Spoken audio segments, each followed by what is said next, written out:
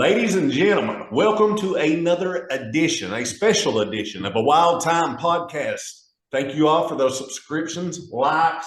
Go back, check out our previous episodes, which I just hit a really good, cool music interview with a great local drummer, JD Hall. Check it out. Downtrend is getting ready to kick things off, and he's a major part of it. Excited to see that. We had Michael Jameson, who is making another appearance tonight. Awesome episode with him, and got a lot of cool stuff planned up for the future. Randy Couture, Rashad Evans, boxing coach, Ron Frazier, couple UFC Ultimate Fighter alumni, Sam Hoger, a few other guys lined up working on. But tonight we have a special edition of a Wilde Time Podcast. Me and Mikey did an episode the other night. It went so well, just had a little bit of a technical difficulty, if you would say. So we were talking about it this week, how cool it went. It was a good interview. I really feel like I dropped the ball with the microphone. But anyways, his idea was to turn the table. He wanted to interview me tonight, give the it sounds like an ECW pay-per-view in the 90s, the night the tables were turned. Wait a minute. No, that was the night the line was crossed. Anyways, Mikey, how is it going, my man? I'll shut up. Hey, Adam. It's going good, buddy. I'm glad to be on here and glad to be the one that's turning the tables on you for once. I'm sure a lot of people out there want to hear your story. I mean, you know, the question all of us want to know that would never be answered is what in the world's wrong with you. But, well, that's up for the autopsy, I guess, to figure out later on down the road. I guess it is. You know, poor Lindsay putting up with you all these years. You know, she's got a special spot in heaven no matter what she does for the rest of her life. You know, Lindsay's big foot too. I've got a special place up there for putting the word. But no, hey, listen, when you decided to do this, man, it meant a lot to me because I thought it was cool that you wanted. I mean, we didn't even have to script this stuff. We didn't have to write nothing down because it's just us shooting the bull like always. And I wouldn't want to be interviewed by anybody else. I mean, so I hope I do you. You would. Hey, listen, you do fine, my man. Well, we might as well get to it. What do you say? Boom, let's go. I'm ready to shoot. All right. See, when I first told people about you, you know, that it was brought to me to train you, they told me stories. They said that anytime you'd go by your house when you was younger, you'd be on the trampoline wrestling those wrestling buddies or somebody all the time. I'm more of a story than just that. I'm sure that there was a trampoline wrestling federation or something going on there. So tell us about that. What people saw when they saw little Adam Newsom wrestling on that trampoline as a kid. Well, I'll tell you what, man. That's part fact. And wait a minute, it's a lot of fact and a little bit of fiction. The wrestling buddies I didn't really have. What I did have was pillows.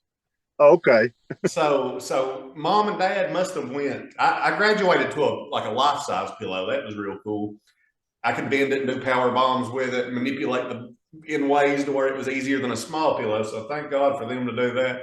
But it goes way back. The trampoline man was my brothers, my cousins they needed somebody, just a jobber, I guess, somebody to take bumps for them. So the way that they did that was they said, we'll paint your face up like the Great Muda. You just get on here. We'll let you spit Kool-Aid and everything. So we got a story coming later, folks. So so basically what it was they paint my face up, put a little bit of makeup on it, and I'd be the Great Muda, and they just the Road Warriors destroyed poor Muda. But I graduated and listen, this is the crazy thing people don't realize about the trampoline. I would go out when I got home from school after trampoline, and I would work angles in my mind for hours. I would go from Fall Brawl to Halloween Havoc and everything in between. I mean, and I'd have it all, and I'd create wrestlers. One of my favorite trampoline wrestler guys he was another version almost of Doink the Clown. I called him Coney. He was a conehead, and he never lost. Him and Bret Hart had some spectacular matches. He was a great wrestler, and his move was a splash off the top rope called out of the cannon. So when I went to the corner and come out, it was like he was being shot out of a cannon.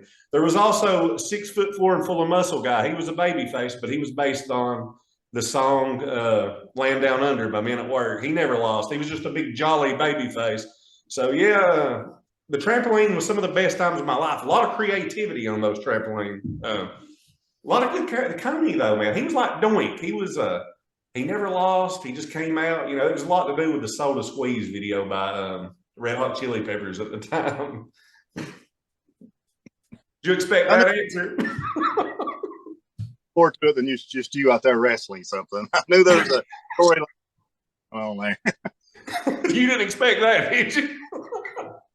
Hell, no, I didn't. Yeah, Coney was a real deal, though. So how old were you when this was going on? Let's see. That era was probably second to third grade. Because I can remember being on that trampoline. And I don't know if you remember, back WWF used to run Survivor Series throughout the week sometimes, like Thursdays. But I can remember the Head Shrinkers and that era. Shawn Michaels, Razor Ramon. Mm-hmm. I was on the trampoline because I can remember going to my mom and papa's right after that and pumped to watch Kamala, the Undertaker, in a casket match. Second, third grade, a lot of great trampoline moments. But I was on that trampoline, Mikey, a lot longer than I should have been. I'll put it to you that way. Too old to be on a trampoline wrestling a pillow. So did you? I know you got into MMA and boxing and stuff like that. You got into wrestling. Was that your plan? I mean, did you ever have any thoughts of getting into wrestling first? Yeah. Wrestling was always my first love because I got into it at such a young age. And when I got into it big. But the thing with the MMA and UFC was I was one of the first guys around this area to even know what it was because my brother went down to, I don't know if you know Timmy Noonamaker. His dad, Dick Noonamaker, was over Unisigns, a big old company at the time. Well, they recorded UFC 2 on VHS and they brought it home. And it was the first time I ever seen it. And I was telling everybody I talked to about this. And nobody knew what it was. Well, it started gaining traction a little bit. And we just, from UFC 2 to very recently, stayed involved in it. But I never dreamed that there would be, like, when I was a kid, when I was into pro wrestling and stuff, I never dreamed there would be an outlet for that around here. And the older I got, my teenage years and early 20s, they started getting local. Eddie Trotter started Gladiator Fighting Challenge. They had Hazard. I can't remember what the name of it over there was, but the late great Dale Brown was part of it. He was awesome. And it just, I was athletic enough and pretty confident that I wanted to at least do it because, like you, playing music, you always want to do something and not leave no regrets. You want to give it everything you got. At least try it, dip your toes in the water. So I started training probably, I started taking karate about 19.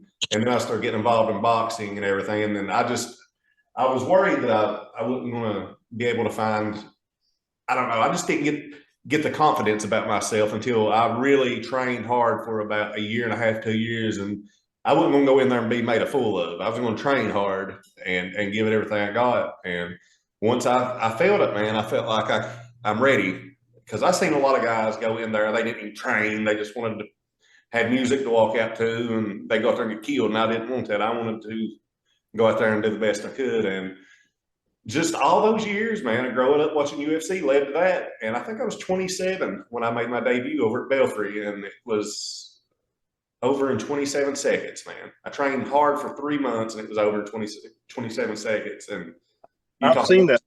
You beat the guy to death, and then you hug him afterward. A typical athlete. Well, there you go. I was so nervous. Man, I'll tell you the crazy thing about that. I explain it to everybody. Like, I was so nervous. I dreamed for 3 months that I got beat every night. And then I was nervous. And then once I stepped in the cage, it was like I didn't even see a crowd or anything. I was zoned out. It's the weirdest thing you'll ever deal. It's totally different than wrestling because we feed off the crowd in wrestling. We go by every reaction they give us. We react to their reaction. And this was totally different, man. You're zoned in. In the same way for the second fight. Nervous, fought a guy that was really good in jiu-jitsu, tough as nails, man. And I did not want to go to the ground with him. Thank God it lasted 7 or 8 seconds, and I got a knockout win. And if few more boxing matches, dislocated shoulders, hurt elbows. I was out of it, dude. I was closing in on 30, and I knew that I didn't want to get hurt bad. And little did I know, on down the road, pro wrestling would end up with more injuries. The boxing match you lost was due to your shoulder being dislocated. Yeah, is that right? That's it. The first night I won, it was under 30 seconds, I think. I won the first fight in under 30 seconds, ref stoppage. Then the next night I fought a guy that was 6'5", 6'6". He wasn't the most technical guy, but he was probably 6'5", and I'm 6'2", and I was winging. My dad told me, he said, go with the body. You got to know head, go with the body. Don't worry about that head. That head will fall if that body does. I just headhunted, and I was winging overhands. And I mean, you're a pitcher. You pitched in baseball and stuff. You know how it is, man. When you're throwing that you're throwing that shoulder's wearing out. And I just kept throwing overhands trying to knock this dude out. And I won the first round. I feel like he won the second round, and then the third round I threw that. It didn't go 15 seconds, man. And I threw an overhand. It hit him, and he turned around. And by the time he turned around, my shoulder was popped out. So that was the end of it at that moment. I still continued to train and stuff, but I knew that. I take that back. One more story about that MMA thing. I was getting ready to fight for the heavyweight title of gladiator fighting against Troy Sexton, and the night before the event, I went down, weighed in, everything. It was a big deal, man. This was going to be cool. And I talked to the promoter, Eddie, and we talked about the future. If I was to win, I felt confident I was going to win that fight. Never felt any more confident about a shoot situation than I felt. I trained hard. But anyways, I wake up to my phone. I slept on the couch that night. I don't know why. I must have been nervous, but I slept on the couch that night. And I woke up and my cell phone had like 60 missed calls. And Mayor Les Stapleton down in Prestonburg got a hold of me. He said, "Hey, Adam, has anybody contacted you yet?" And I'm like, "No, man, what's up?" He said, "The fights are off." And first thing I thought of was these guys Eddie brought in from other places got over and had a party at the lodge and destroyed it, and they had to cancel everything. And he said, "Eddie passed away this morning." Wow. And I was like, "Are you joking?" He said, "No." He said he got up and went to the bathroom, come back, laid down, and died. And I was like, and it was like a sucker punch, man. That was it. Like my desire and everything kind of, I was really downhearted because I loved Eddie to death, and he was such a good guy. And that hurt. That hurt the community. That hurt the mixed martial arts community in this area more. Like the Trotters were royalty in this area when it came to that. And when Eddie passed away, man, it was just everybody. What was that? The entire scene passed away with him. It did. He was a tough, he fought so many tough mans. He fought Dan Severn at the Expo Center. Him and his brothers, Tracy and Anthony, they were all, so tough. And when he passed away, like you said, man, it was kind of like the local sport of it went with him. And I just, it wasn't long after that, though, the wrestling wheel started rolling. It started rolling big time. If Eddie hadn't passed, do you think you would have ended up going to wrestling? Yeah, that was going to happen because, Mikey, I would say I had 3 fights at the most left in me. Because I'll tell you, I was training every day after my shoot job. I would leave and go to Mayfield's, or Brandon Goff would meet me at Sydney Klein Combat Sports, where we done a lot of professional wrestling training. And it got to where it's a hobby, but I was away from Max a little bit. But I was taking him to train with me. He was in the gym. I mean, he's there. I've got pictures and videos of him. He's tiny, hitting on a punching bag, and I'm training, and I tried to keep him with me on days. He was tiny, man. He could have been 4 years old, I would say. But being away from him, till 7 o'clock at night and stuff, and it was just, if I'd won the title, I would have wanted to defend it. If I'd lost after I won it, then I'd probably been done. But I felt like I had a couple left in me that I was at the top of my game at that point. And if I would have won, I'd probably fought 1 or 2 more times after that, and probably caught her a day. Yeah. Yeah. So get back to wrestling. So for Wet Talks, that's something that you wanted to do all your life, from the time you was a very little kid. all the way up. Did growing up like that? Did you ever go to any like wrestling shows? I mean, I know like I think Smoky Mountain came around some, and then you had all your indie stuff around. Did you ever go catch any of that stuff live? And Dude, that's the thing. Smoky Mountain came to Pikeville College, and Dad knew I loved. Well, actually, the first one that I can remember going to, WCW, came to the Pikeville College. Lex Luger was there. The Steiner brothers, Kevin Sullivan was. I think it was probably their B team card. Their A team was probably in Huntington or somewhere that night.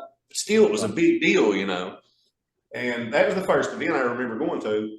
But and I told this to somebody the other night when Smoky Mountain came up there. I've been to WrestleMania. I've been to a lot of Raws, Thunder. I've been to SmackDowns, tables. I've been to a lot of cool events. But those Smoky Mountain events at Pikeville College, man, hit different. I don't know what it was. I don't know if it was where I was a kid. The atmosphere, I don't know what it was, man, but they were just different. And they felt awesome. It might have been, I knew my dad didn't like wrestling. He was more into boxing and basketball and stuff. But for him to take me, it was a pretty cool moment. It meant a lot to me still to this day because, he didn't have to do that. He could have sent me with somebody else or something. But he got the tickets and took me. And those shows were, I can remember them, man. The Night Stalker, that was Adam Bomb. You remember him? Richard Ramirez was there? No, not Richard Ramirez. Brian Clark, I think was his name. But he caught me. You remember Wrath? You remember Adam Bomb? Oh, yeah, yeah. Okay, that was the Night Stalker in Smoky Mountain Wrestling. But he looked a lot cooler. And so he had black trunks with a big, double axe on the butt. And he looked cool. But those events there, and I'll tell you the first time I ever got in a wrestling ring, Gerald Newsom, my late, great mentor, teacher, he brought professional wrestling down to John M. as a fundraiser. Ghost Rider Kenny, you remember that? Oh, yeah. Ghost Rider Kenny was there and a few other guys. But it was like everything. I mean, it was almost like robbing a bank, man. My heart took off racing and everything. I jumped the barricade before the show started and hit the ropes. Hit the ropes back and forth, son. Everybody was blown away. I was in seventh grade. Again, too old to be acting that way. But it was a great event nonetheless. It was fun, and I'll never forget that. That was one of the best fundraisers that Johnny M ever had, period. So, me and you've been up down the road together.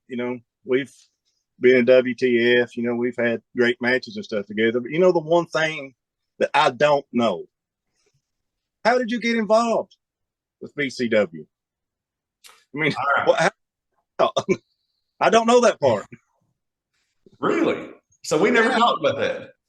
Not that I know of. The only thing I know is Ken contacted me asking me to train you. I never knew how you got in. Okay. So you're right, actually. That's probably first event I went to. I'd seen a flyer about a casket match. And Max was a tiny little guy, and he was getting into wrestling. So I seen local wrestling. And we went down and stayed for the first two matches. I think Kobe may have been the first match with him. Did he have Team Extreme? Was that Kobe? Yeah. That was the first match, first BCW event I'd ever been to. First match, got to watch Kobe. Well, I can't remember who the second match was, but he must have had a pretty loud or scary entrance because Max started wanting to leave. All right, so I was pumped, no joke. I was no selling it though, but I was like, I want to be in there bad. I can do this. I can do this better than a lot of guys. I ain't even been I hadn't ever took a bump, but I knew in my mind that I can do this. But left, I still wasn't ready to pull the trigger or nothing. But in my mind, I was wanting to bad, but never mentioned it to nobody. So it kept going on and going on. And finally, after I decided I wouldn't want to fight no more, I wanted to stay in shape and stuff. And that was my excuse to everybody around me was, I think I might try pro wrestling. But really, I was like, I can't wait to do it. So I reached out to Ken. And I was like, how do you get involved? Basically, how do you get what do I need to do, basically, because I'm wanting to get involved. And he said to come to Bull Creek. He ran the Bull. He was down there set up selling cell phones. Selling phone stuff, yeah. Phone stuff. So me and Max rode down there. He gave me something that you had to send in for this was back before you could do it online. So I had to fill out for my license, go get the physical. Everything had to be done on paper at the time. Yeah. And so got my license. That was the first big step. Got my license and physical. And then I was at that point, like he said, you just have to. And this was before you came back, I think. Yeah. Right before you came back. Yeah. And I went down there, and before a show, he's like, help set up, and you train a little bit for the show. And I got there, and Bart Batten was in the ring. Zodiac was in the ring. Jerry Clemens was in the ring. What? Sparky was in the ring. Yeah. And I thought he looked cool. He had a mullet and an earring. I was like, this guy's old school. He's going to be fun to watch. I didn't know he had never done anything. Well, let me ask you something real quick. Off the topic, we're talking about Sparky. Okay. Where were we when he prank called Carl? Remember that? Was that Hazard somewhere? Buckhorn or somewhere crazy like that? He did, didn't he? What did he prank call him about, though? I don't remember. I just remember he prank called Carl. We were at Hazard because I think Larry D was back there and a couple more other guys from Central down that way. We got Bobby Love was back there with us too. I told a Bobby Love story today. Me and Kobe brought Roxon down to work out. Kobe's brother came and he was talking about Bobby Love. And that night we worked over at Mullins for Kyle. Bobby Love was the happiest man alive. And I don't know why, but he was just putting everybody over in the back. Like Stan Lee came back there and he's talking, do what? Hilarious. I remember that. You remember it? Yes, he was hilarious. We was everyone cracking up at him. Yeah, he was talking about Stan Lee walked in and he was putting Stan over about how many women used to love him and stuff. And that Stan's face lit up like a Christmas tree. And I was cracking up, man. Everybody that was around Bobby that night left happy. He was putting everybody over, which was strange, but he was promo outside that building with Mitch. Yes. Yeah, that was when you had the socket set or something, or the ranches, right? I can't remember who I worked that night, but I remember you worked Kyle. But anyway, back to your story about training when all those guys were in the ring there, you said. Just took a few bumps. Bart was really cool to me, and I wasn't familiar with Bart at the time, but Ken told me, he's like, once I got out of the ring, come over, Bart came over with me and like put me over to Ken. He was like, somebody needs to work with him. You need to find somebody that can work with him, not just on show days, but throughout, get him ready. And I don't know if Ken may have contacted you at the moment or if you guys have been in cahoots. I'd say that answers our question of why Ken got me to train you right there, because Bart said that. I don't know, man. That's what happened though, because after the match, or after how Lisa hollered, "Kayfabe!" Well, we rolled out, and Bart came over to Ken, and he said, you remember Bart's voice? He's got that Jason Still-like voice. You need to get somebody to work with this kid right now, like not just before he shows, but in between all the weeks. Get him ready, because he's he had a lot of faith in me, and I didn't know who Bart was. I didn't know at the time. He used to work like he did. Yeah. But you and Bart showed up at Sydney's gym together. It was on. Well, you can't script this stuff looking back on it. Bart and his wife came. You came. Kobe ended up showing up in his work clothes, and we were all upstairs in a dojo. I mean, that's funny looking back. I reached out to Kobe to get him to come and help, because I wanted somebody else there so he could do stuff with you so I could watch. Yeah. If I work with you, then it's hard to really see what you're doing. So I knew Kobe would be the best one for that. So that's he is still doing that, man. Before the show 2 weeks ago, he was in the ring working with those guys, the young guy, like these young athletic guys. I mean, and Kobe was in there just bumping for them, showing them what to do. You taught him well on that. You got him.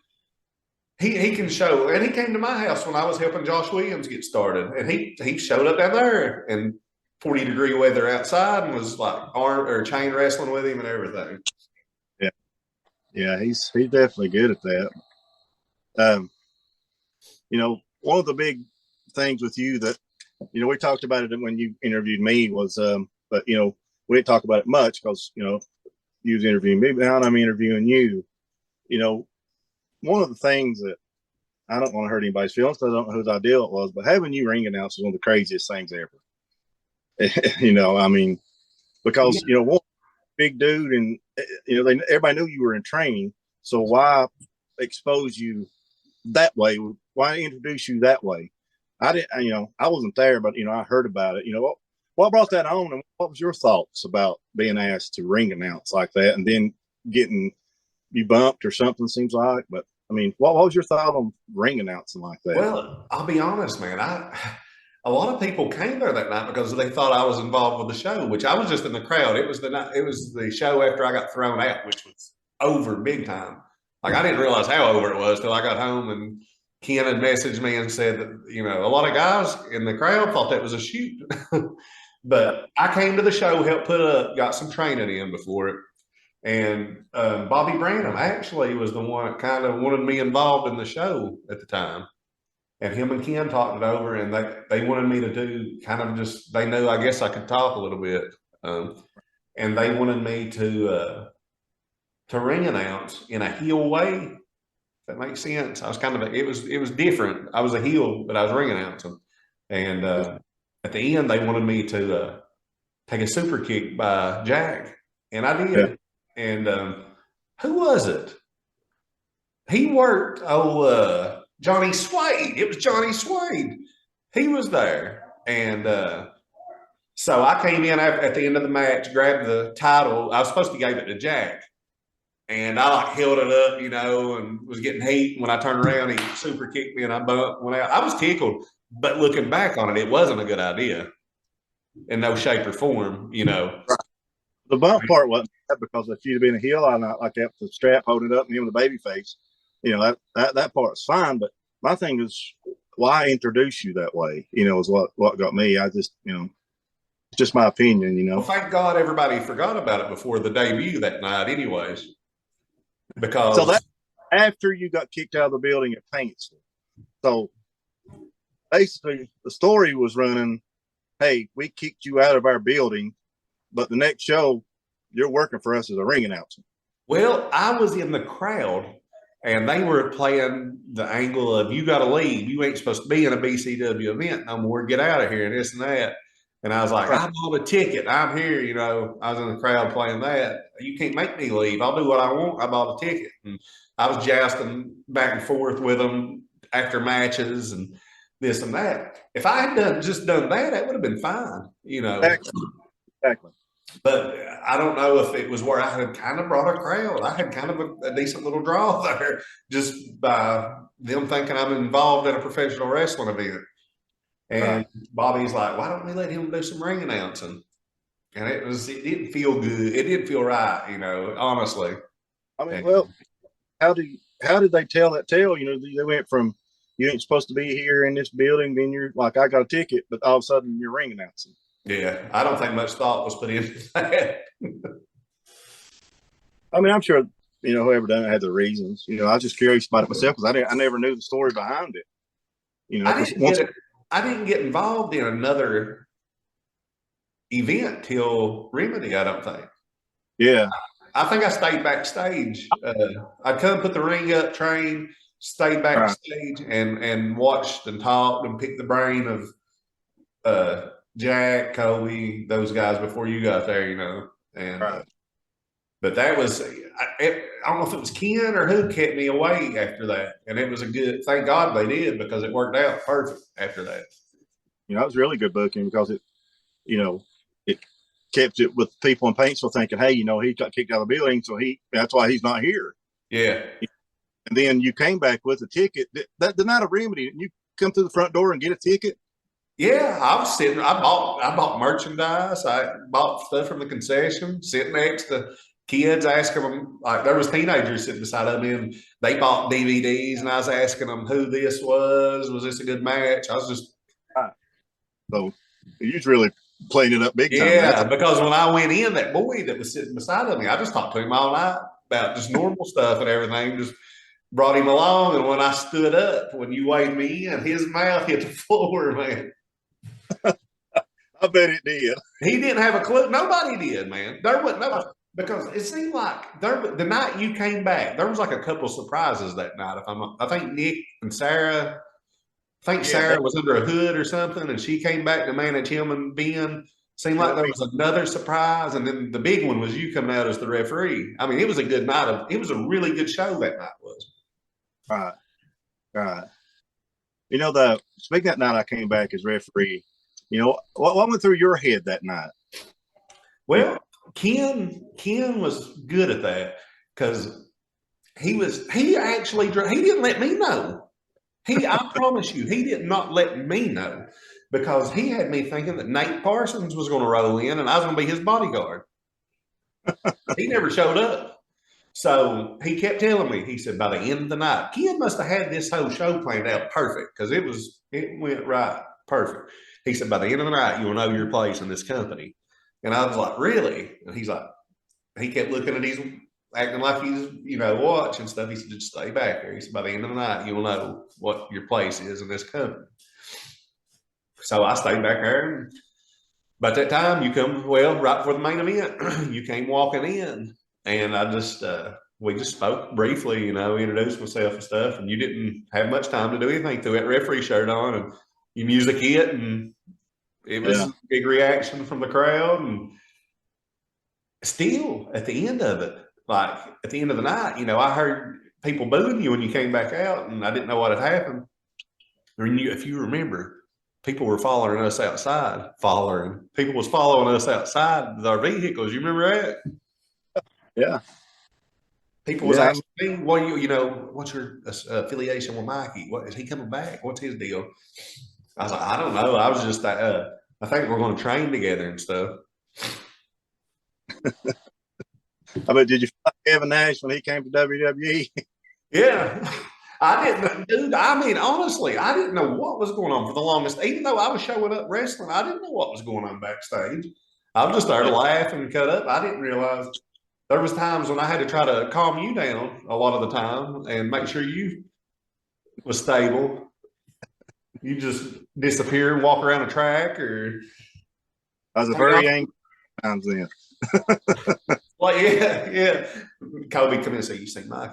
You walk around a track. I guess you get his cardio in before your main event tonight or something. I don't know." But no, that was fun, man. Those were a learning experience. Everything I was learning on the fly, but I was in a pretty cool position. I couldn't have been put in a better position. I'm thankful to Ken and you and all the guys that believed in me. It put me in a cool position. And I can remember how it was put to me. Ken was like, "You're going to be the muscle for Mikey and Duke." And he's like, kind of like a Diesel was, or kind of like Sid Vicious, like a bodyguard. Yeah. That's cool. I like that. But how about Rick Rude when he was with HBK? He's like, "Hey, that'll work." And I was like, "Cool. All right, let's do that then." Yeah, I remember before you actually got trained at working matches, you came out as my bodyguard every match. We'd let you do something, get involved some way, somehow. But that was pretty cool. I mean, looking back on it as a fan, I if say it wasn't me and it was somebody else, that's pretty neat and different, Yeah,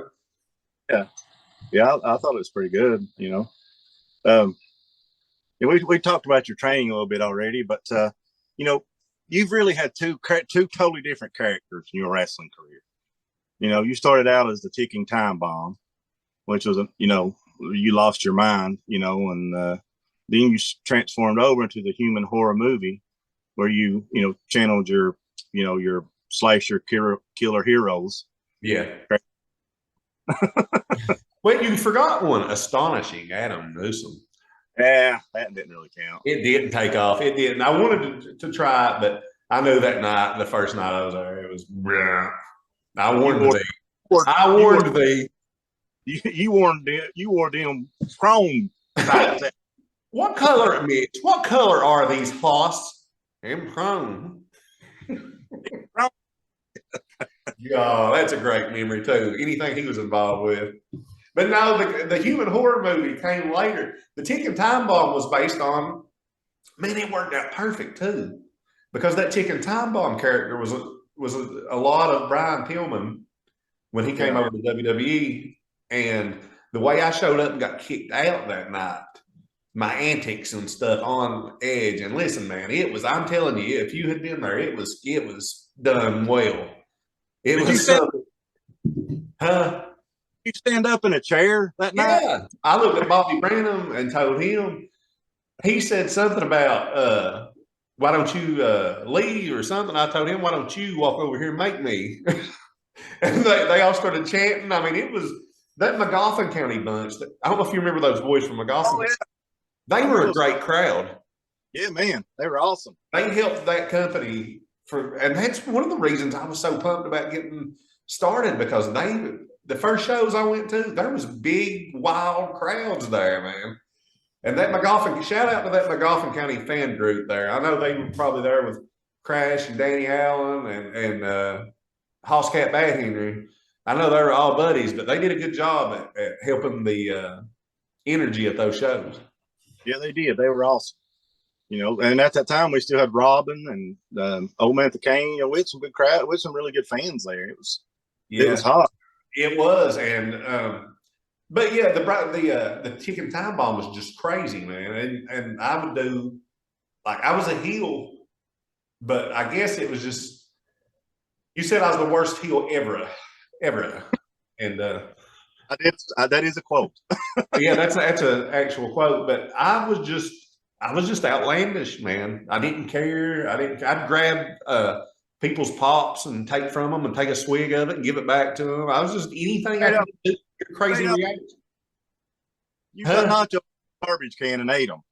That wasn't nothing. I think that was the night I grabbed that pop from that bearded man, took a swig too. I think I powdered out and grabbed that pop from that old man.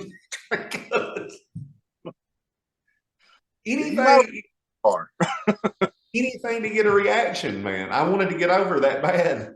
I mean, that bad to eat garbage out of wheelwright. Then, the ticking time bomb was WTF. That's who you was, when we was doing our thing. Then, once the babyface turn came, that's when the human horror movie show came. Lisa. Horror movie. That's what she called it. That really was the day we turned baby. Remember, we did 2 shows that day. We did a show at Martin and then went to Wheelwright that night. That day at Martin, I put on Andy Varell's gimmick and came out the first time ever at Martin. And then later that night, I can't remember what I wore, but I was a human. That was the night Crutch and Repic turned, and they joined Nick. Never did come back, I don't think, but yeah, they attacked us, and we were over like Rover after that, man.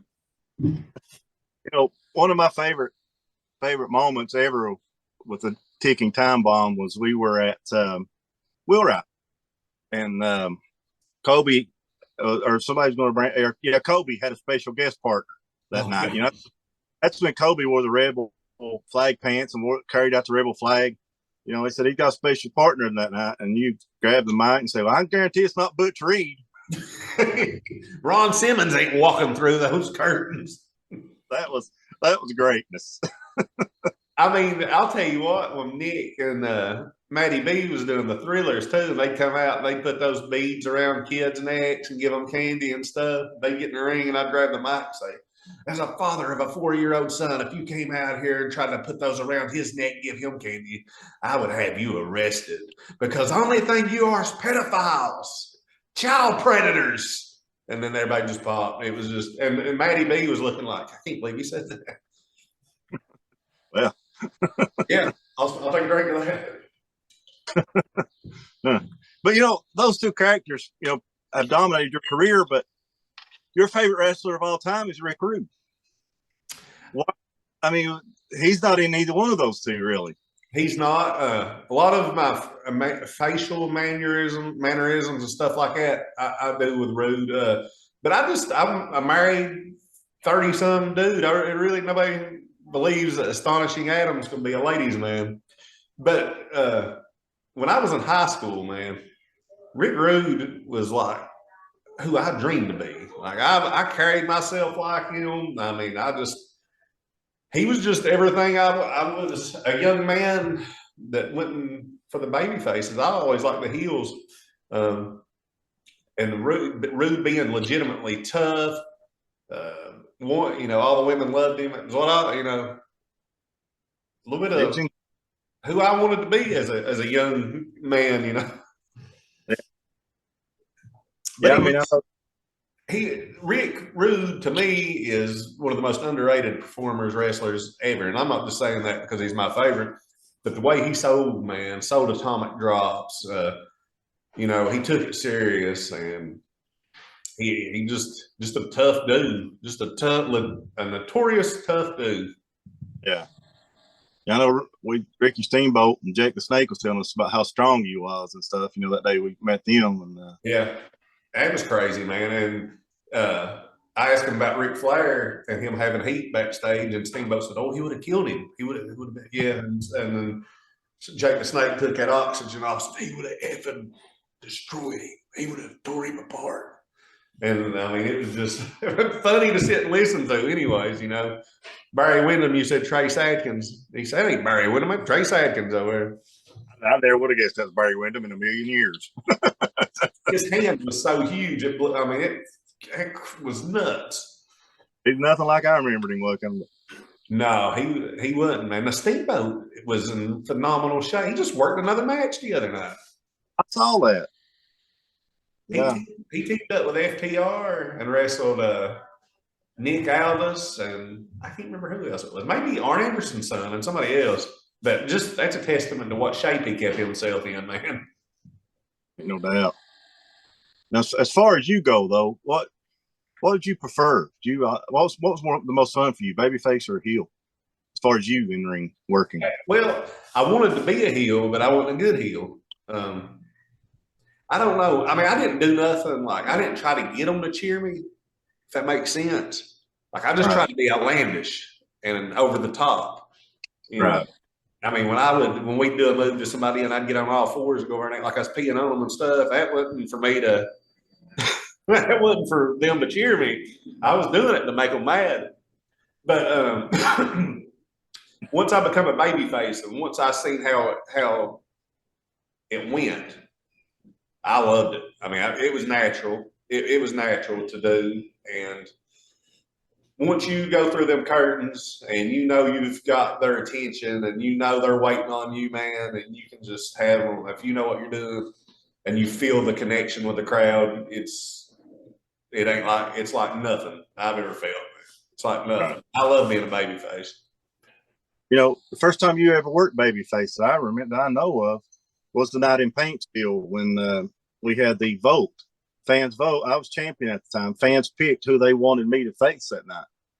And you have just me, you and WTF at the time. Duke had already turned.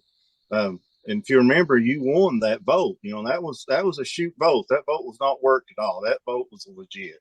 You know, because we was all back there when it was counted, you know. And I didn't think I was going to be able to make the show that night. Yeah, you was late or something, wasn't you? Yeah. When I pulled in, first thing you come up to me and said, "You Bill Clinton 96 tonight." You said clean sweep, buddy. And I was nervous. Like I was nervous because that was, besides Kobe, that was my second main event one-on-one ever. And it went so good. It went so good. We had another killer match over at Kemper, but it got cut short. But that night at Paintsville, it just felt good. Something felt right in that ring, man.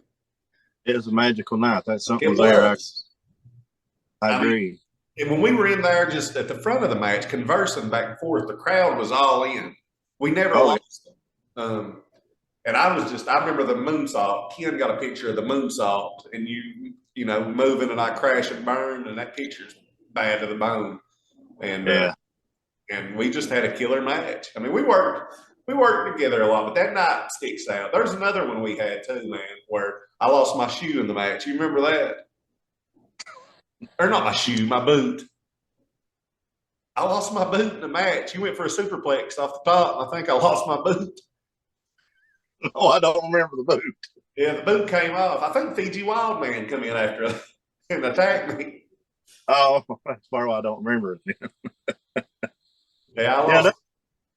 Another good moment with you was at Martin when I worked Rob Conway from La Resistance, whatever he was called there in WWE, and Jim Cornette was his manager. Cornette with a tennis racket, tennis racket beat everybody from Road Warrior to everybody, And I remember the spot was you supposed to jump up on the apron or something, and Jim was supposed I had him held. I had Yeah. Rob Conway held, and you was coming. Right. Something. Cornette shook that racket down like he's loading it up. Yeah. And hit you with it. 10 times. I can remember me and Conway were still in the match, and all I can hear is whack, whack, whack. Conway said, he's beating the blank out of that boy out there. It's funny. Conway, he added me as a friend on Facebook a few days ago, but I took his finish after that match. And it was a good finish. Did you take his finish? No, I went over that match. You did. Seems like we screwed him somehow, and I rode him up and pulled his tights or something. But he did some kind of killer move on me where he picked me up rock bottom and I wrapped my legs around him, and he kind of sit down. That was an awesome move. His finish was he put me up, like he put my legs up on the ropes and then turned sideways, man. It was a killer move.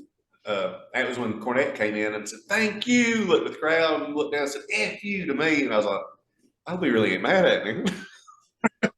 I think he was. Well, I was worried he was, but when we got in the back and I asked him about Pillman and he was telling us about the night he died, he looked at me again and said, "Thank you for bringing the effing move down again." But that was Velvet Sky was there at night too. Oh yeah. We had a showdown with Cornette at the front of the night. We did. Yeah. Nikita Koloff. We had the similar deal with Nikita Koloff too a few months later. Nikita's promo, I enjoyed it more than I did Cornette. I liked Nikita better than I did Cornette, so I marked out for that a little bit more than I did Cornette. You told me that as we standing in the ring. I mean, some of the moments we had, man, were surreal. I mean, they really were looking back. I ran into Nikita a while after that in Pikeville. He was in town to do some preaching somewhere, and I ran into him, and I spoke to him. He remembered who I was. He was a good dude.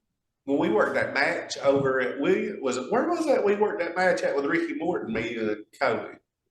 Huntington, wasn't it? Yeah, okay, right in the middle of the street. Well, Nikita was there too. And as we were leaving, we had another show that day. I can't remember if that was the day we got in trouble. That's the day we rode Clinton Stacy, wasn't it? No, Cody was with us this time. Oh, was he? The day with Clint Stacy, we went back to Paintsville that night.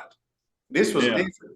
But anyways, as we were walking out, man, Nikita was sitting behind speakers, and when we were rolling through there, he was like he had just watching the show, and we rode through there, and he had his arms crossed, and he looked at me and winked, give me a thumbs up.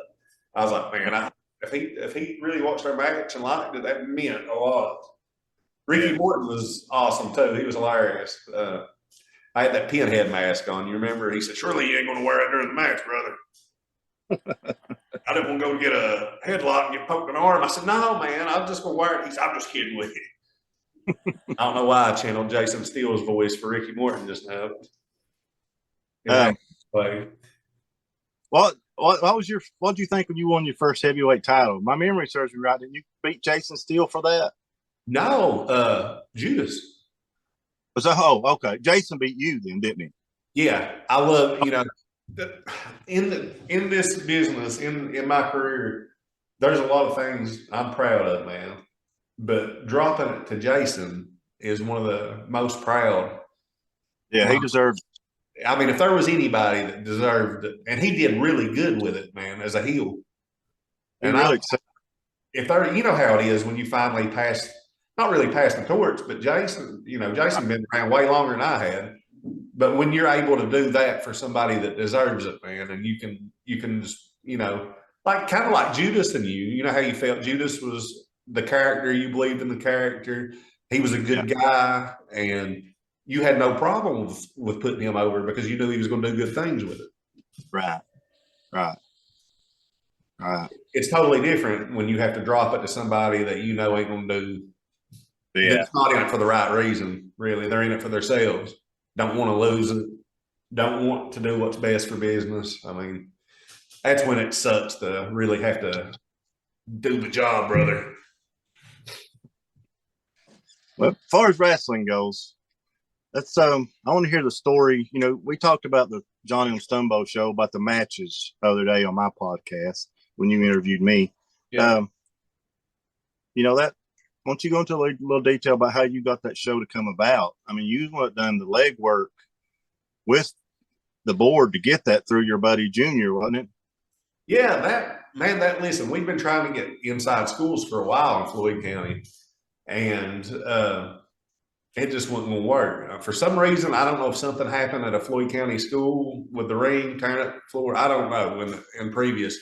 But one of my good friends, Nicholas Hall, his daughter had passed away, and she went to John M.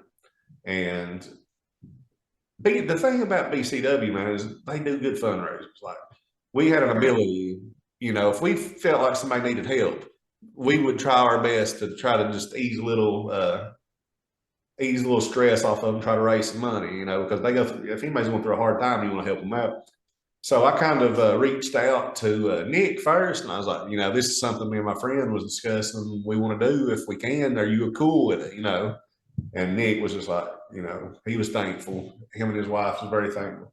So once I got their blessing, that's when I went to. Did I go to I probably went to Junior first. I went to Junior Newsom, and I explained to him what the deal was and everything, and he was all for it. And he said he would go to the board later that month and discuss it. And we got the okay. And that was big because we packed, it was for a good reason. Number one, it was at a place where I had daydreamed for years about wrestling and got in trouble for looking at Val Venus books. Anything I had, that was a good story. Hayes Hamilton, I had like somebody who was going to copy off me. I had my books up around me. I didn't want anybody copying, but really I was looking at Val Venus holding a tray of hot dogs with a bunch of women. About that time, a big hand come over and grabbed that and held it up in front of the whole class and said, if my son ever looked at this, I don't know if he thought it was like a gay magazine or something. It was wrestling, but I don't know if he thought it.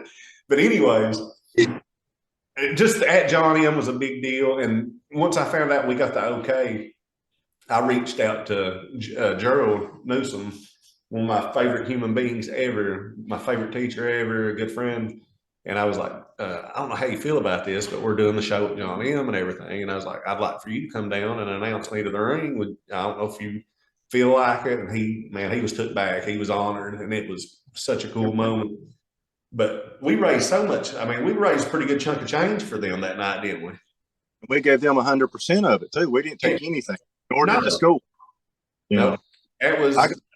I got my buddy Russ Hall. He came down sung national anthem, if you remember, from those 30 those vultures. Ain't that what his band is right now? Yeah, something those 30 like Vandals. Yeah, those 30. Yeah, Joe Fields. But anyways, I love Russ. You got him down there to sing, and that was the night Kobe came back after being. Yeah. Declared over. His career was over. He was in a back brace for months. He came out and made his return. Mitch was he was pretty much hosting the show that night on the mic. John. Family. We got pictures with the family in the ring afterward. Me and you and Sarah did, it seems like. Yeah. And another cool moment we don't talk about that show was Eddie Browning was in the ring before the show working with the guys.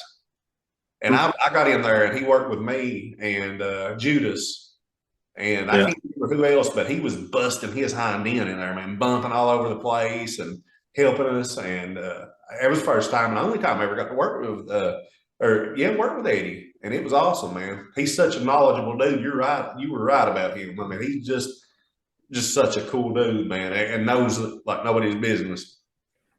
To me, Eddie would have been good. He could have replaced Tully or Arn, either one in the brain boosters, and it been just as good. Or Demolition. I think he painted his face like Axe.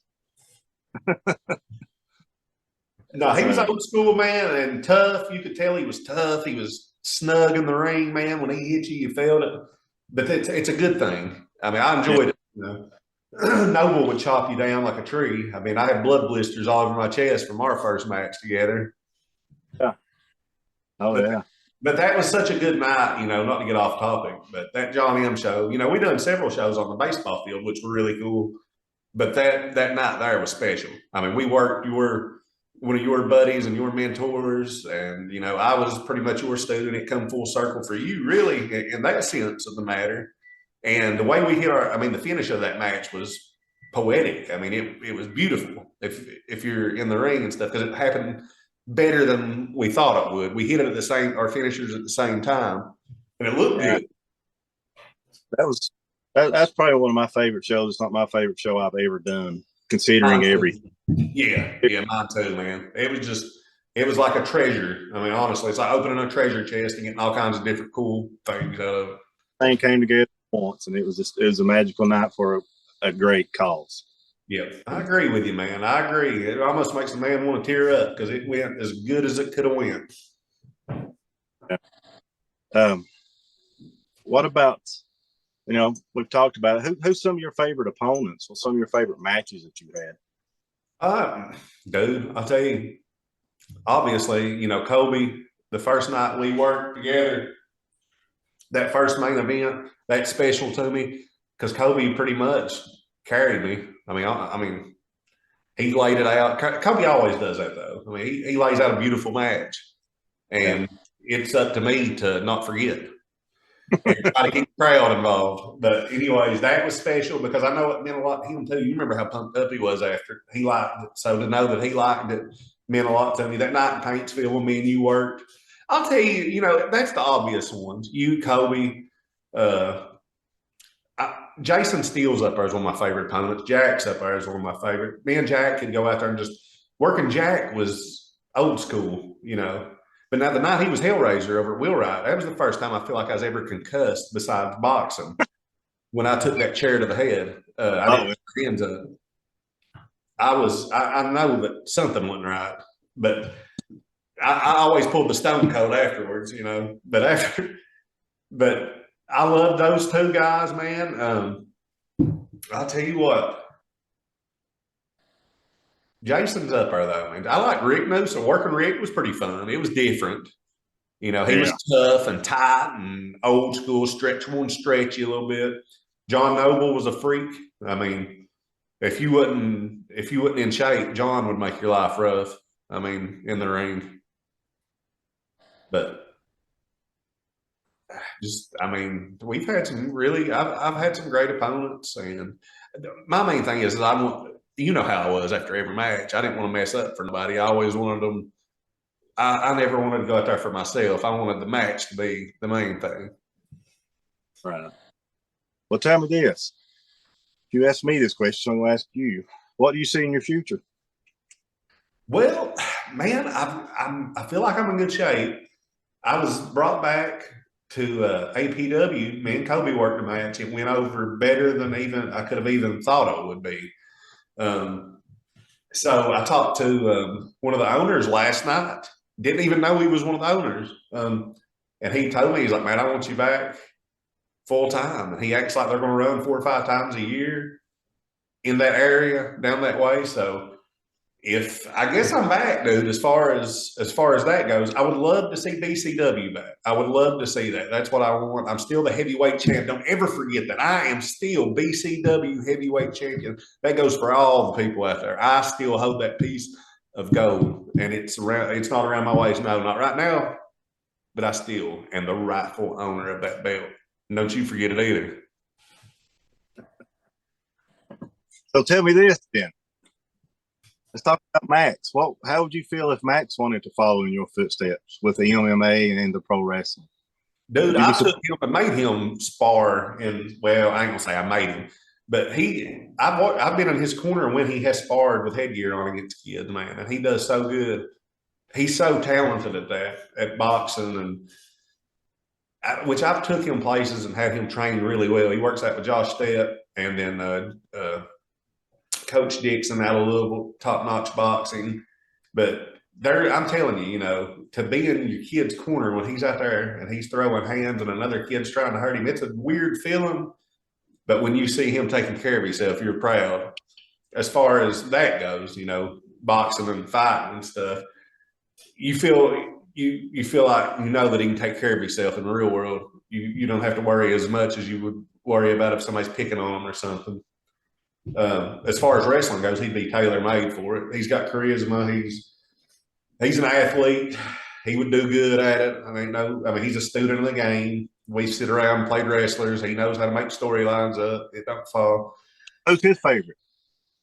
Randy, he always liked Randy Orton. Ricky Steamboat was his favorite first ever, man. First favorite ever, because I had a High Flyers DVD, and I don't know where it came from, but he would fall asleep with that sippy cup watching Ricky Steamboat, and then he'd get ready to fall asleep, and he'd throw that sippy cup across the room and be out. But every night he had to watch Ricky the Dragon Steamboat. Loved Jeff Hardy. He got on a huge Jeff Hardy kick. But, to hear him say, Dad, people today don't know what wrestling is. The old stuff's the best. That's when they know a little bit about it. But I would support him 100%. If he wanted to go into checkers, I'd support him 100%. But yeah, as long as he was safe and was trained by the right people, that's the main thing. To be trained by the right people, and hopefully that's one thing that if he ever takes to that type of sports and entertainment, I can get him in the right direction. Hopefully, right. Let's play some word associations. I'm going to name some of your wrestling opponents, and you describe them in just one to three words. All right. So what we're going to do is you give me a name, and I tell you what I think of them in 1 to 3 words. Okay. Oh, you're allowed. All right. I'm good with this.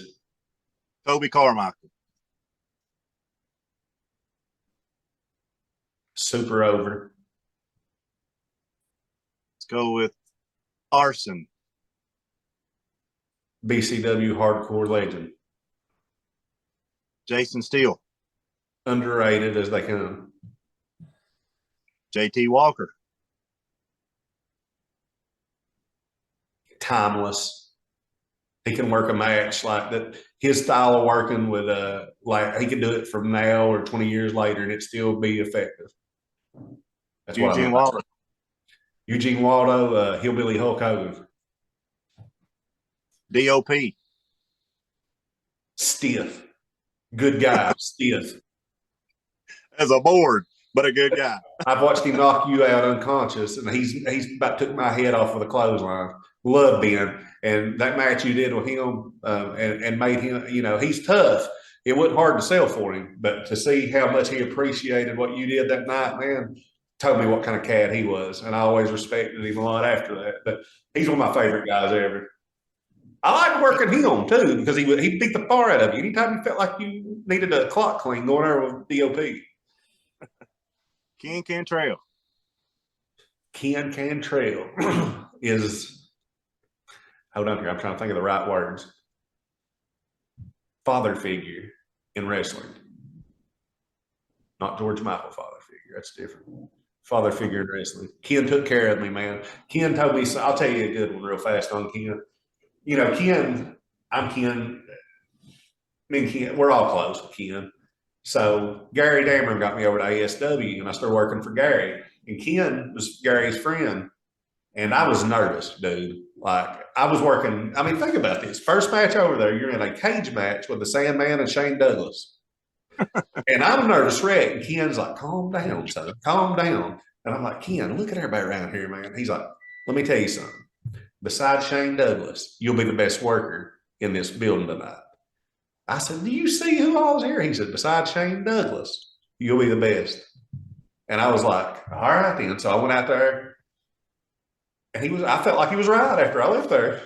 I kind of felt like, man, it was so cool because Shane Douglas sent somebody to me to get my contact because he felt like he might want to work with me in the future. So that kind of felt good. But Ken took care of me. Ken knew what was best for me. And I've got a few regrets. One of them was leaving Ken when I did, and going where the grass wasn't greener. I should have stuck it out, and I really felt bad about that. And I've apologized to him 100 times for it, but sometimes you just got to go out and see what else is out there. And the old saying is, the grass ain't always greener on the other side. So, all right, let's go with Mitch. Mitch was like a comet.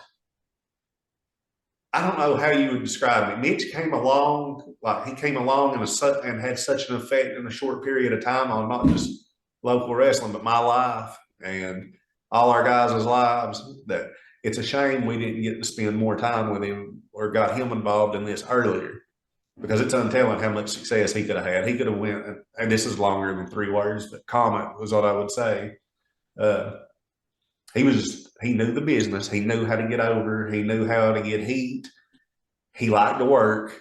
I mean, he liked to put thought into it. And he was up for anything, man. And he was a great friend, one of my best friends in the world. Always laughing. People don't realize how funny he was. You know how funny he was. Oh, he was the best voices. Oh man, there was a time when I was telling. We went over to Breathitt County to play a basketball game like 3 days ago, and I was telling them about how when me and Mitch give Jax a ride from Paintsville over there. And God, son, you talk about laughing. One of the funniest trips ever. But he's missed, man. He's missed. I loved him. And it's just one of the weird things where you don't see it coming and it comes, and really can't get over it, keep figured out. It still don't seem real a year later. Don't, man. Just don't. You know, his spirit lives on, which is a good thing. We're talking about him right now. And I always think if your memory lives on like that, people still talking about what a great guy you were and how much you cared, you know, how much you liked them after they're gone. That tells a lot about them. Right. Judas was, in my opinion, the best working big man in this area, in the state, maybe. I mean, he was up there and a sweetheart, teddy bear, and my cousin. I guess if I had to wrap it up 3 words, best working big man. Big man, big with a dash, M-A-N, to make it 1 word. But no, he was awesome, man. He could work. He was soft. He was safe. He believed in that character. He did anything to get that character over. I mean, that match with you and him in Paintsville, me and him had some brutal matches. We had a tables, ladders, and chairs match over at Wilde. He was always down for it. But I'll never forget, I told this story. I can't remember if it was when me and you did it the other night or not, but when he got baptized, man, when he got saved and he got baptized, and we were talking backstage about it and stuff, and I just hugged him. I was so happy for him. And he come out of that water in that video, and he was just pumped, man. You know when the Holy Spirit grabs you like that. Yeah. You're right. And they none of us perfect. But, you know, when Judas, he had it in his heart. And I'll never forget that video, though. That video sticks out to me so much. Right. What was Judas's finish? Sister Abigail. Yes. He did that so good, too, man. Yeah. I knew it was a unique finish. Yeah. Last one, Michael Jameson. BCW icon. Really can't say 3 words because you did so much. Best opponent I ever had.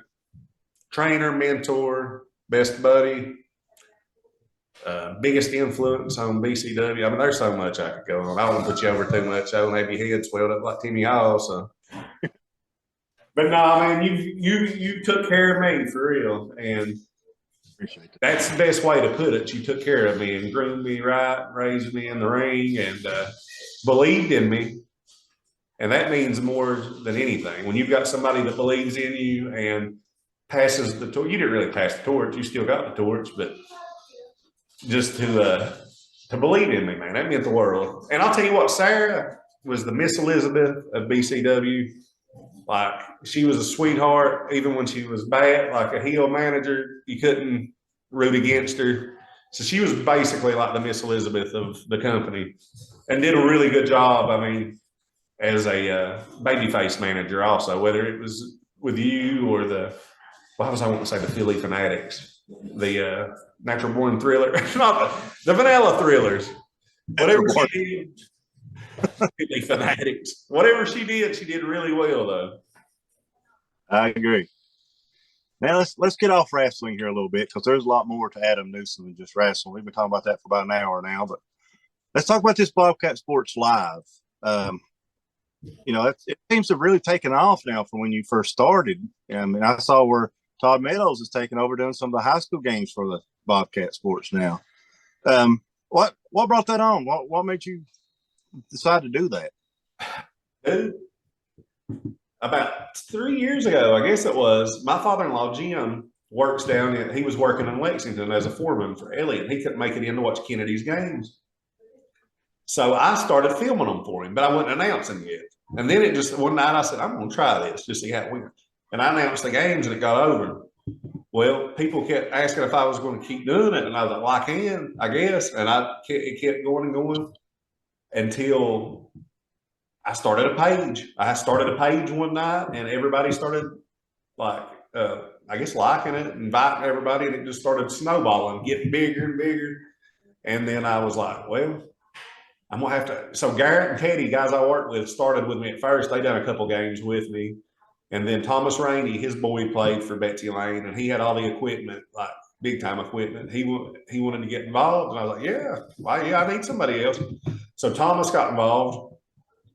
And it was getting big, dude. It was getting big. And then I brought Rocky in because Rocky was one of the best to ever play there and is a loose cannon.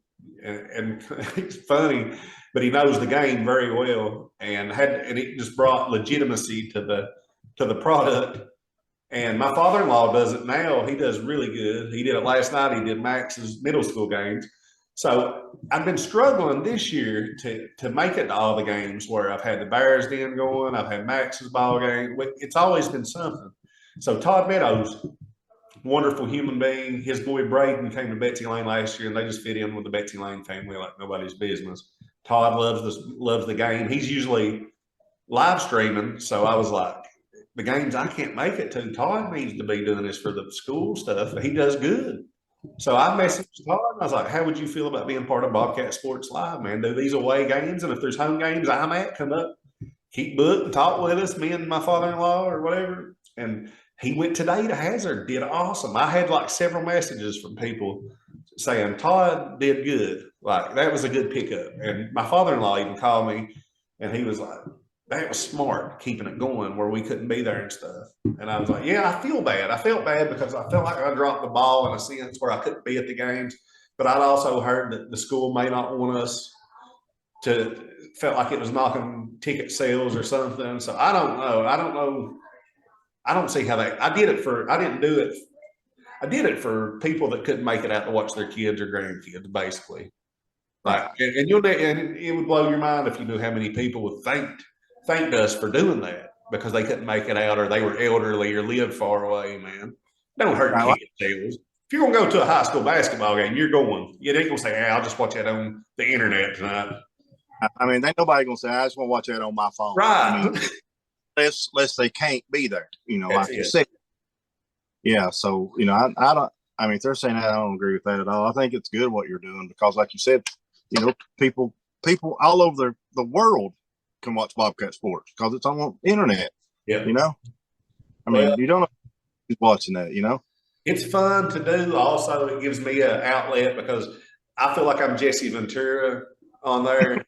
People like that. People like, they just don't want the same old, because you turn it on a basketball station on any radio or a basketball game on any radio station, it's the same old.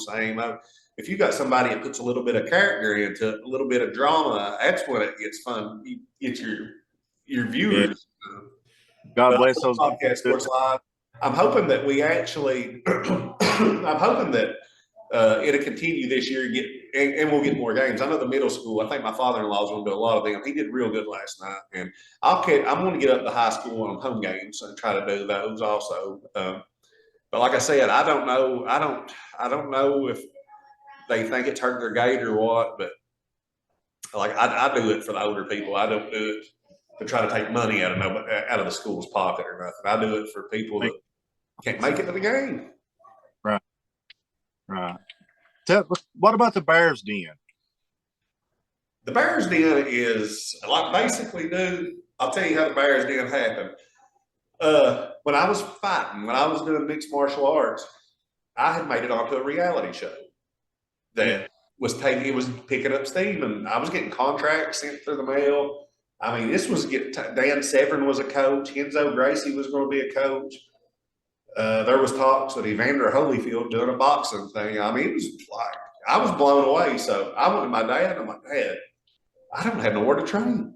I mean, I can go up to Mayfield, but I can do stuff at the house, So Dad said, I was like, do you care if he had a 65 Thunderbird, man. He never got time or got a chance to fix it up the way he wanted it. And I asked him if I could roll it out and just turn the garage into my training facility, really. And he was like, yeah, well, I guess I don't think nothing would be wrong with it. So I put weights in there, punching bags, mats. I mean, it looked like a cool little facility. Well, all my friends called my dad the bear because of Dan Severn. Dan is the beast, but he looked like my dad. So people was getting confused calling Ed, instead of calling him the beast, they was calling him the bear. And it just connected. So Ed became the bear on accident. Well, that was what I was calling that little garage, was the bear's den. So about 2 years later, when COVID hit, couldn't work out nowhere. So I worked my niece's boyfriend out for basketball. I love a good comeback story, and he was such a tough basketball player, good athlete, and he had a falling out with the previous coach. Well, the new coach came in, and I knew Derek, and Derek was a fan of his game, and I was telling him that I was working him out and stuff, and I worked Max out. So we didn't have a name for it. I just started calling it the Bears Den again, and then it just started kids seeing Sean D and Max working out, and they were like, are you doing this? Are you working kids out? Because I see, Sean basically was 5'6", but he was tough and strong, and like people seeing him at ball practice, like bullying bigger kids around on the ball court. And they all, was like, do you do that for him? And I thought, well, no, he's a tough kid, number one, but I help him get stronger. So all these athletes started coming to the house. Basically, man, I don't charge hardly anything. I mean, it's just something to help get more equipment. Everything I get paid usually goes into getting more equipment. I got a massive haul today. But we do a lot of boxing work here. We do weight training. We do speed and agility. Just whatever you want to work on. Most kids come, like we'll do an upper and a lower body day with weight training. And if they come more than 2 days, we do cardio and boxing a lot, like sledgehammer drills and stuff. But we work hard down here. We listen to good 80s rock music, but we work hard and laugh and cut up. It's a good atmosphere. And that's one thing, man, I pride myself on, is having a good atmosphere where kids can come and not feel self-conscious, and not feel embarrassed. Because a lot of kids won't go to the gym. They just feel embarrassed and stuff. And like I tell them, when you come here, we're going to get you ready, because they talk about, I can't jump rope, or I can't do this. I said, listen, here's where to learn to do it at. That way, when you get out with people, you might feel a little embarrassed that you're ready to do it. So, I'm all about the underdogs and the everyday guys that come down here. And if you give them confidence, man, if you give a kid confidence, they'll do anything for you. But now, if you kill a kid's confidence, they don't get it back. And I've seen it happen, man. If you kill a kid's confidence, it ain't like they can regain it the next day. It takes a long time and special people to help build them back up and get them to where they need to be. Right. I know you told me, you said something the other day about how you talked to them about not putting, drugs and alcohol and tobacco and stuff like that in their body to keep clean, and that's, you're a good role model for those kids. I mean, little Jai that comes down there, I work with his dad, Bobby, and, we talk about you there sometimes, but, he's tickled to death. Jai goes there. He talks about how strong he's got coming there. And, he likes that you're a good role model for him, Jai is I call him the jackhammer, but he's a bulldozer now, man. You talk about you should see his quads. That's what he says. It's nuts. I mean, everybody that is on my Facebook or Bears Den, they love Jai. They check in, ask. He's like a celebrity, honestly. I mean, he's like, and he buys he wears my T-shirts to his football games and wrestling. I mean, you want me to finer kid than him? And actually, I'm giving him that power rack. So tell Bobby whenever you talk to him that it's out here waiting on Jai to come by and get it. But like you said, go back to that. Man, I never got into drugs. I seen my mom and dad go through a lot when I was a young guy, And I mean, almost nervous breakdowns, heartbreak, and I swore I wouldn't ever put them through that. And as I got older, you know how it is. When you look up to Arnold Schwarzenegger or Sylvester Stallone as a kid, which a lot of us did that's our age, like you look at them now in their 70s and 80s, and they're in really good shape to be that old. And like that's something I aspire to be. I want to take care of my body as good as possible so that when I'm in my later years, that I'll still be like, somebody will pass me and say, buddy, he takes good care of himself. He's 70-year-old and still, pretty big, solid. But I try to talk every kid, man. I try to tell them because it's so dangerous now with fentanyl out there, and kids don't realize what they're putting into their body. It's a whole lot. I mean, when I was in high school and pain pills got big, man, I seen so many kids and so many people throw their life away and not realize they were doing it. They didn't realize that later on down the road they were hooked. And I just pray that this generation just, I guess, tags out when it comes to somebody offering them something. Yeah, and you're doing all you can do. Now let's get to another question. I'm interested in finding the results too. Gotcha. We'll name these 3 people off, and you rank them from worst to best. From worst to best? Worst to best. We're going with front men. We're going with Scott Weiland from Stone Temple Pilots, Axl Rose, and David Lee Roth. All right, are we going on singing ability? Are we going on charisma? Are we going on overall? All factored in. All right, vocally, David Lee Roth, the weak link. He didn't have to have the vocal ability. He had the charisma. He had a lot of my antics are due to Diamond Dave. A lot of the ticking time bomb was Diamond Dave out there. A lot of people don't realize that. The jumping toe touches and the strutting around. A lot of that was Dave Roth. Dave, like I know him personally. A lot of that was Dave Roth. Scott Weiland was the better singer. He wasn't as iconic as Axl, but I would put Scott first, Axl second. So, and the reason I would do that was because Weiland's career went longer. He had a bigger catalog. He was a chameleon. He changed he reinvented himself, which is important in anything. Axl's iconic because of it's almost like the Mitch effect. Came in and just made a huge impact, and then something happened and they were no longer there, which Axl's righting all his wrongs now. I think what hurts Axl so bad is that he won't put nothing out with he goes so long without putting because he's bad. He's the ultimate babyface in rock right now. I mean, he's on time for these shows, him and Slash are back together and Duff. I mean, he's doing stuff with Carrie Underwood on stage. He's over, but it's just not putting out new stuff. That's what's hurting him. But there is no wrong answer on that. They're not bad. None of them. They're my heroes. And you forgot Billy Squier. Billy Squier's there. You know, you're talking about Guns N' Roses. I'm going to tell a Guns N' Roses story. All right. I love a good Guns N' Roses story. It was back when they first got back together when Slash and Axl and Duff first got back together. You know, they were coming to Cincinnati to Paul Brown Stadium. You got a ticket free. Who'd you get the free ticket from? I don't remember. Sean Rose gave me that ticket. I mean, that was just the sweetest gesture ever. All right. You had a free ticket. So me and you and Kobe were in a group text that day, and we were talking, and me and Kobe was talking. We was like, man, I hate for Adam to go to that concert by himself, you know, him in Cincinnati, you know, and we both, you know, could get, I think we both might have even been off work that day. So we decided to go with you. We decided to go with Adam. Anybody know, this is to everybody listening. If you know Adam Newsom, you're going to understand this story. He gets his ticket for, his ticket's free, right? So we tell him we'll go, and he said, all right, if y'all go, then you can ride with me. So we said, all right.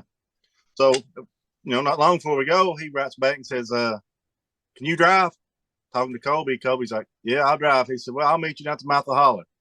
So all right. Then we get another text back. Well, why don't you just come on to the house and pick me up? So we have to go all the way to his house and pick him up. He gets in the vehicle with a pillow where he plans on sleeping. So Paul Brown Stadium, you know, it's the Cincinnati Bengals Stadium, big stadium. And me and Kobe had to scalp our tickets, you know, because we didn't get them free.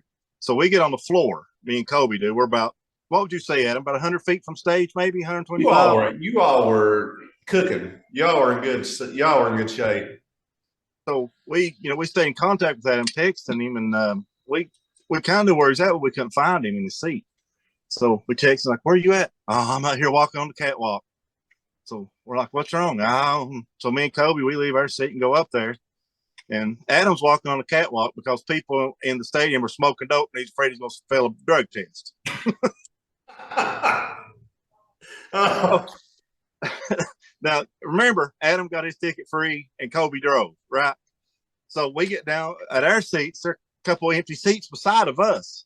So we rig it up. I think I come up there. I take my ticket and Kobe's. I come and get Adam and give him Kobe's ticket to get him back through the security. So here Adam is sitting on the floor about 100 feet from the stage, not out 1 cent. Adam Newsom. So we're sitting there, and all of a sudden this big Samoan comes and sits right beside of Adam. I mean, big Samoan, looked like Rikishi. Did he not? He looked like Umaga. And their original drummer, Steven Adler, comes back. First time he's played with them since what? 89 maybe? Yeah. It was right before Illusion. Yeah. So he comes back, and we're all enjoying the show, and you look over, and Adam and Umaga are sitting there headbanging. I mean down, headbanging like Dimebag Darrell would be. This dude gets so over at this concert. We are leaving as they're playing Paradise City is what they close with. He's walking through the crowd, strutting like Ric Flair, giving high fives to people all around the crowd as we leave. I'm sure everybody there thought that guy's drunk as a dog. He didn't have anything to drink, anything. It's just, like I said, if you know Adam Newsom, you know this story's true. Well, that's every bit the truth, man. And then you remember we was leaving, I went over and got next to that limousine. You remember? Yeah. We were at a concert. Ted Nugent came to the expo. And it was the first concert that I went to with Stash and CJ since Velvet Revolver, I think. And back then I was a different person, and I was wilder than a Comanche. So this was the first concert I went to sober with those guys. And it's me, CJ, and Stash, and we're behind 2 young boys with their girlfriends. And they're drinking, and I'm behind them, jamming out, having the best time ever, man. And them boys go to reach me a beer, and CJ like puts his hand down. He says, he don't drink. And those boys like, oh, he ain't drunk? And CJ said, no, he ain't drunk like 13 years. And those guys were like, man, I wish I could be like that right there. And I just thought that was so, that meant so much to me that I could go down there and just make a complete idiot of myself and dance around and sing Snakeskin Cowboys by Ted Nugent and do it sober. You can do it. You can have a good time sober, man. You know it. I mean, yeah. And the top the Guns N' Roses story off, I forgot the next day. He's all like, we got back late. We like, got to get up and go to work in the morning. So Kobe and I, we get up and go to work. Adam don't get up till 10 o'clock to go to work the next day. You remember that food we ate for that gas station on the way home? Well, nasty gas station food. You ate like a tuna sandwich or something. It was awful. That's why I didn't go in. I was sick. Yeah. Such a good time. We've been on for an hour and a half, but my last question for you is to name your favorite 3 horror movies of all time. Favorite 3 horror movies. First one's Texas Chainsaw Massacre, 1974. And then I'm going to put a side note out to my favorite sequel of that would be Part 3, Leatherface. Second one would be Friday the 13th, Part 3. That was when Richard Brooker played, Jason, and that was the first when the hockey mask was first introduced. Or potato sack over his head or whatever. Hey, that wasn't a bad one. I liked it. Part 2 was fun. So Friday the 13th, 3, and I'm either going to say, man, that's tough.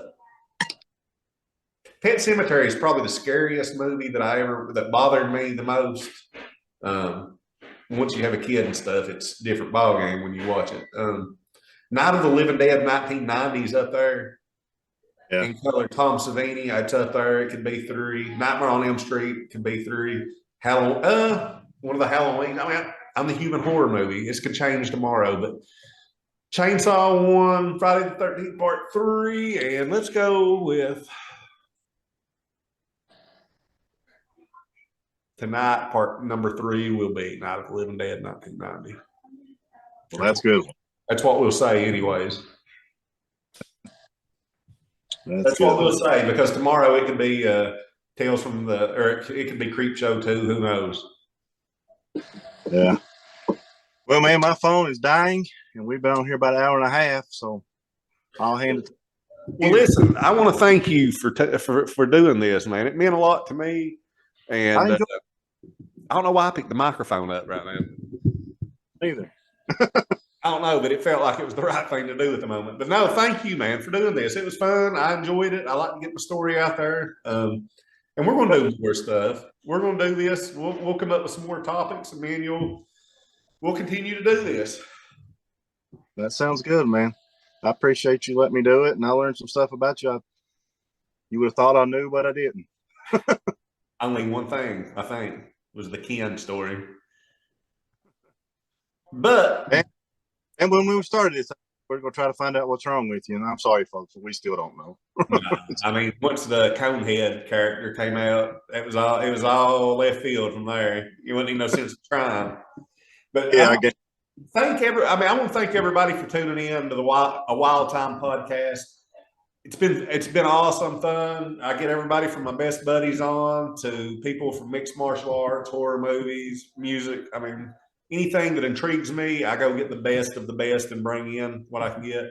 Thanks for the likes, the subscriptions. Share this. Share it. Spread the word.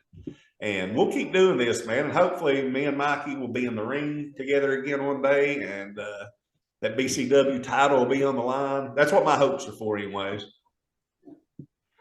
Yeah, man. Never say never. Never say never. What was that? Bon Jovi?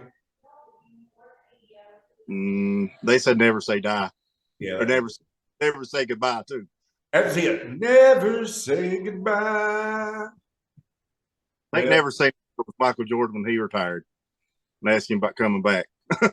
Oh, okay. Well, I'll tell you what, Mike, you get some rest, charge your phone, and I'm going to upload this. And thank you all for tuning in. And, buddy, we will holler at you probably tonight or tomorrow. All right, man. Take care. You too.